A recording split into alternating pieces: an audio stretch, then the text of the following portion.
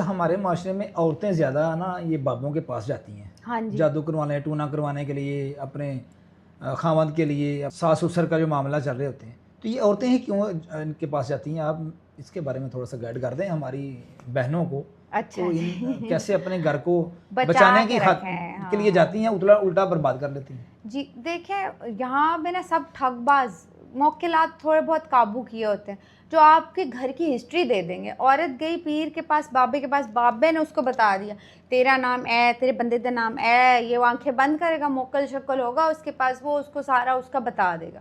बीबी impress. हाँ। बीबी ने कहना, भाई ये तो बड़ा पहुंचा हुआ कोई बाबा है। पीर है, इसने तो मुझे पूरे घर का ही बता दिया। बाहर उनके बंदे बैठे होते हैं जो बता, वो पहले दो इन्फॉर्मेशन ले बीबियां लेते हैं। बातें करती हैं, इन्फॉर्मेशन लेके अंदर देते हैं, वो बता देता है आपका मसला ये है। तो इस हिसाब से हमारी औरतें जो बेपनाह पैसा जो है, कोई भी एस्ट्रोलॉजर जो होगा ना, आपसे आपकी मदर का नाम नहीं पूछेगा। जब भी बर्थ चार्ट बनाएगा, जो आपसे आपकी मदर का नेम पूछेगा ना, वो जादूगर है।